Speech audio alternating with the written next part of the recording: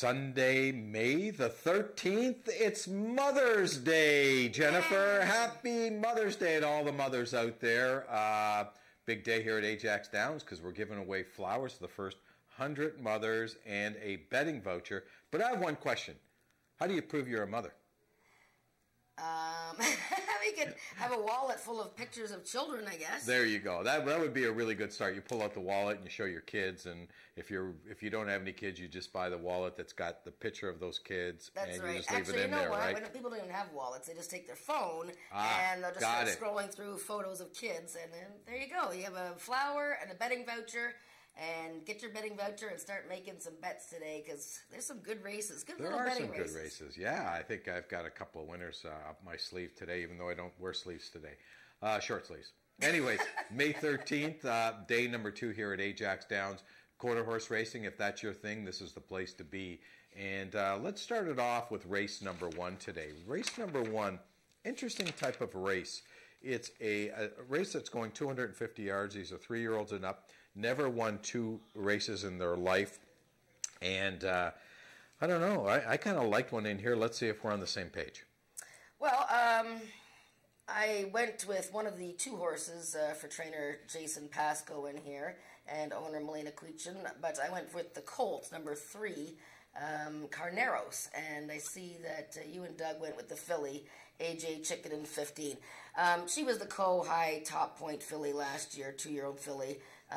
She's been training at Remington Park, so yes, I can see where AJ Chicken 15 would be a selection here. I just went with the big boy because Carneros has a race, and look at that race that he ran in April 12th at Remington Park, had a headwind of 27 miles per hour. Wow. That's pretty stiff wind for that. You know, he was in a claiming $20,000 race. He actually ran very well, and I want to point out another thing there. The horse that was 3rd, All Aboard Attitude, came back and ran a 91 speed rating when winning just May 10th a couple of days ago. So I think Carneros is... I think he's going to boss around his little girl stablemate. Well, thanks for the lesson in history, Jennifer, because that was history. And another thing I will correct you on. Uh-oh. He's not a colt. Okay, he's a gelding. There you go. For those of you that don't know the difference, look it up. I went with the filly in here because it's Mother's Day. You got to go with the filly over the boys. And AJ Chicken 15. Brian Bell, who I said last week is going to be our leading rider. As a matter of fact, the more I think about it, it's going to be our runaway leading rider here at Ajax Downs on the year, who had a great week last week, 3 for 5 with 1 second. This is a horse coming out of a stake race.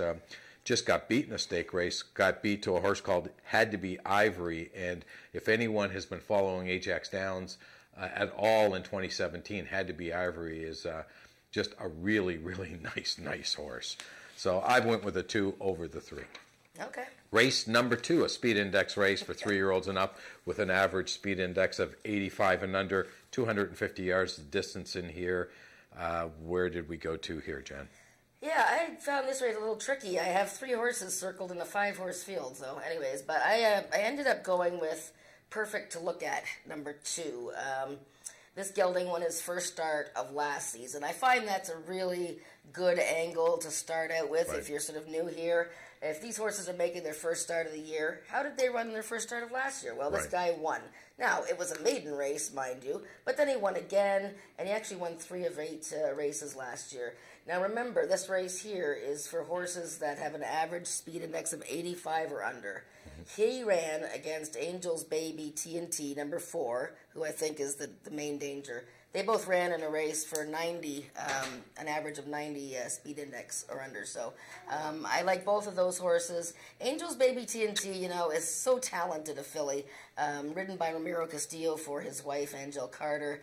But it took her 10 races to win last year. So, you know, maybe she'll turn it around this year and she'll start winning at the beginning of the season. So 2 and 4. No, that makes a lot of sense. And I think Jennifer made a really good point for those people that are just starting to learn the handicapping game. There's a couple of angles in here. One of the angles is when a year starts at a racetrack, some horses run better when they're fresh and some of them need some time to get going. So looking at the fresh angle is very important, and I think Jennifer made a really good point. This horse won its first 2 races last year and 3 of the first 4. So it tells me the horse likes to run fresh. Maybe got a little tired as the season went on. Maybe Joe Tavares ran the horse probably a little bit more often than he wanted to, and the time didn't get the horse enough time in between. It's funny, when it had a bit of a layoff last year from August 10th to September 18th, it came back and ran a huge race and got beat in nose. Good point, yeah. So it's a really, really good point that Jennifer's brought up. I went with the 4. You know, that is the main danger in the race. The 4 doesn't have to win, but I'm like you. I think this is a real tough race for a 5-horse field, and I've noticed that between you and I and Doug, we've picked 3 different horses to win this race, which is kind of unusual. And that's the first leg of the pick 5. Very, very good point. So first leg of the pick 5 and first leg of the first pick 3 today. So it's a race that you might want to go a little deeper than just using one horse in here. Yeah. Race number 3 is a race for maidens, Ontario Sire maidens, 3-year-olds and up, of course. 250 yards, and I think you've got some things you want to talk about in race number 3. Yeah, well, I'm going to show a replay here for number 4, Smokin' Gun, who I really, really like in this race. And I'm going to show his last race of last season, September 25th, the 4th race. Now, he is the number 6 horse. And, now hang on, no, he's not the number 6 horse. Let me just see here, September 25th, race 4. Trying to figure out which one he is. Anyways, he closed really strongly. I want to see the pan shot, actually, of, let's see, 1, 2, 3, 4, 5, 6. Yeah, he should be the 6 horse, Smokin' Gun. Yeah. Okay, well, if they get the pan shot for us. Anyways, he came out of the gate a little bit tardily, but then he absolutely flew through the stretch. There we go. Okay, so he's the one that sort of lugged in a little bit there. Right. And you can see with the white cap, now he's coming up to that filly, and he's just motoring now, Smokin' Gun. He was actually the 7 horse. Yeah, okay. He was the 7 horse, but we see that again. Boy, he had a lot of run. The 6 horse kind of lugged in and took out a couple of horses, but the 7 horse had some run on end. Yeah, no, he ran very well in that race. And I think, you know, before that he had a terrible start in the allowance race that had to be Ivory. Greg Watson and Corey Spataro already 1 for 1 on the season. I really like Smokin' Gun, and I think, you know, Just Tough is another one that he showed a lot of late speed and late run last year against a horse like, I think, Icon, but Smokin' Gun is one of my best bets of the day.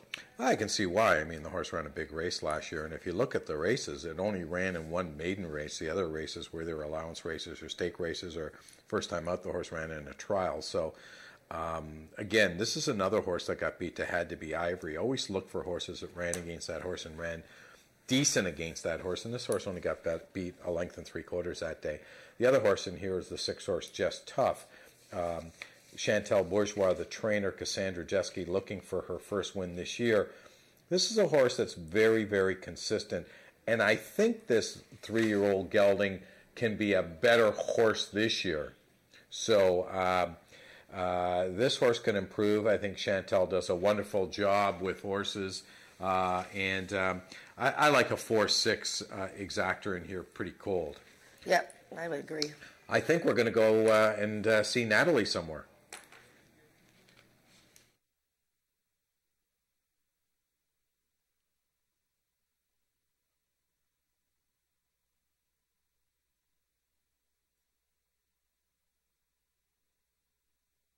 Thursday, but today's a big race for you because it's the season opener for Ghost Pines, who's riding in the feature 6th race. How was your winter leading up to this opening?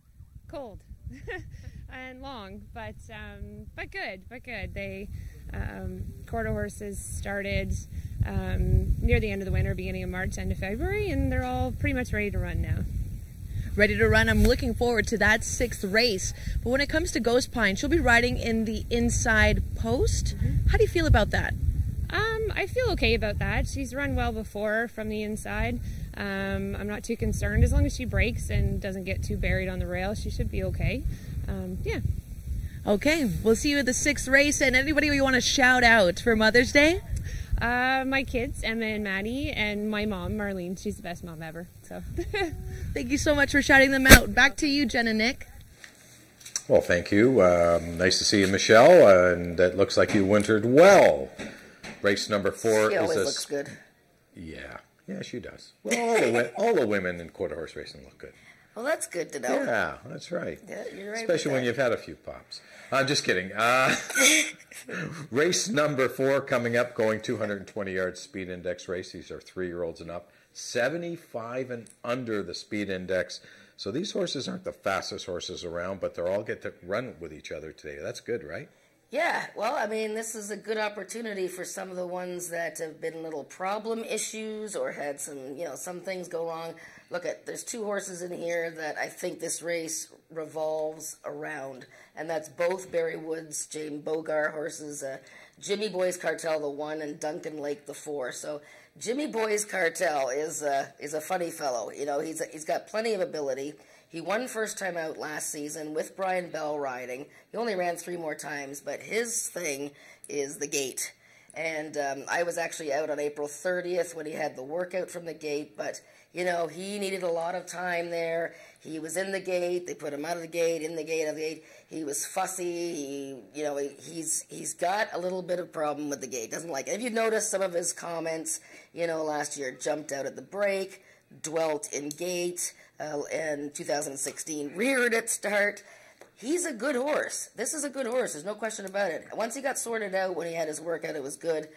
I'm going to pick his stablemate, though, the filly, Duncan Lake, who won her debut last year, and she was really impressive. And then she sort of had a lot of issues with the gate and breaking outwards. And last time she ran October 30th, she didn't break all that well, and then the dirt was flashing up in her face. She was leaping and climbing, and Tony Phillips was just trying to keep her all sorted out. So, look, I think she is a slightly older horse now.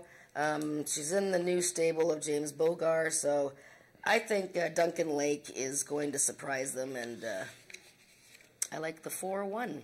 This is a real tough race. I went with 4 as well, but I don't have a lot of confidence in the horse. I mean, it's not a horse that you can get overly excited about. I know Tony Phillips retains the mounts. He's looking for his first win this year. The 5-horse Kazuman, I think what attracted me to this horse was probably not much other than the 10-1 morning line, but the horse is still a maiden. I don't know. I don't even know why I went there. And the 6-horse Sammy's Rocket is another horse that has had 31 lifetime starts with 3 wins. So at least the horse is a multiple winner and has won more races than any other horse in this field. So Sammy's Rocket might be one that, if you get a little bit of value, might be worth a small bet just because the horse, compared to the others, knows how to win. But really not a race that I have a strong opinion on. It's a tough way to start the pick 3 there. Yeah, it's a tricky race. You might want to use a few horses in the pick 5. Well, there's a button that they invented called the all button, so that might be the button that you might have to go to in the 4th race. Race number 5 is a race that quite the opposite. I think there's a standout in here. Well, I mean, we have the 2-year-old High Point champion from 2 years ago, home to Vegas. Who was 5 for 6 as a 2-year-old, and what an exciting horse he was.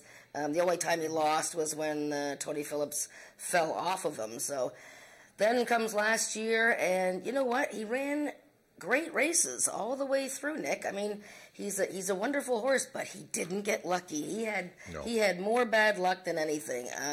He ran against Ghost Pines in the Ontario Sires Derby, just got edged there. Another day he stumbled at the break in a race against older horses. The day that he was disqualified from 4th and placed 7th was actually just when he shied away from the whip. You know what? The last race of the year kind of summed it up, right? Unfair start. It sure did. Poor guy. This horse here, I mean, this horse looks like a lock. I mean, really. It's like the race was written for him. And the condition of the race is for 3-year-olds and up, which have not won a race since May the 1st, 2017, which is our race meet. So for any horse that hasn't won in 2017 or 2018, you're eligible to run in here. If you've won a race, you're not eligible. Well, I love Doug, but Doug went against him, and he went, I'll be gone flying. I mean, maybe Doug knows something that I don't know, but I think the only thing that can get this horse beat is going 220 yards if he gets a really, really bad start. But other than that, he just lays over this field. Yeah, agreed. Race number 6 is our feature race of today's Carter Racing, the QROOI Overnight Series, purse of $25,000. These are fillies and mares, 3-year-olds and up, going a distance of 250 yards. And I know Michelle Woodley's got one in here, and it's her first start of the year. Yeah, so Michelle told us about Ghost Pine. She's not worried about the rail post. This is a humdinger of a race. You can say what you want about some of the smaller fields. This 9-horse field has got, the top 3-year-old fillies of last year, Make Me Bodacious, the 9-horse, and Ghost Pine's the 1. Both with new jockeys for their season debut, but both fillies more than capable of winning the race. However, their 3-year-olds last year, they're now meeting older horses for the first time, or, mostly for the first time. And there are some tough older mares in here. 2 horses from the Don Reed barn, Sign It Down, an 8-year-old mare who did not race at all last year. And the horse I picked, Hope Rambles On, who I quite like. She had a smashing workout time on May 2nd. We've already seen how Don Reed gets his horses ready off the layoff, already with 2 wins. I like this mare. I think, she was kind of off form at the end of last season, but, she had a bad stumbling incident against Ice Fishin', who's in here, and not a great start at the end of the season, but you know what? She won first time out last season, so I went with her. Oh, I have to show a race here. I want to show this long shot that I like. Sweet Pigran at number 4. I like a lot of number 4s today. Ramiro Castillo. She just ran last week. Mm-hmm. Doesn't really bother me, though, because look at the record for Darlene Hunderup. Now, that was her on the outside, okay? She broke way to the outside. Now, if you notice, the Hunderups have different silks this season. They've changed their silks. Look at this mare come flying with Neil Husbands riding. Show it again, guys. Whoopsie, wrong way there, kid. She was an up-and-comer last year. This is a good mare. I don't know if she can win this race, but do not leave her out of your exotics. Ramiro Castillo riding. She doesn't have the outside post. I like her chances to hit the try or the superfecta. Well, let me tell you this. I agree with you. I think I've agreed almost with everything you said in analyzing this race. It's a good thing. I think this is a really, really tough race. Yeah, it really is.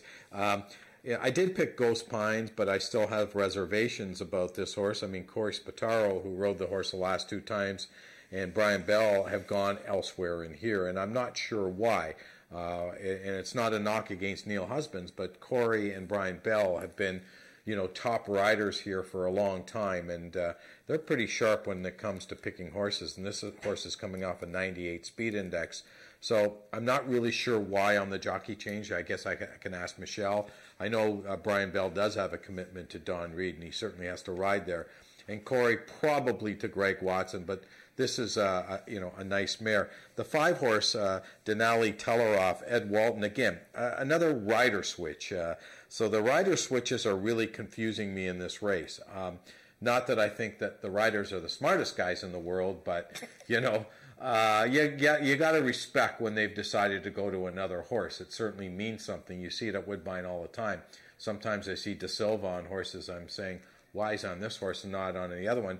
He proved it yesterday in the stake yesterday when he went on the longer Mark Cassie horse at 11-1 and nailed the higher bet Mark Cassie horse right at the wire. So, right. The riders do have, they do get on these horses' back, so they have a pretty good feeling on what's underneath.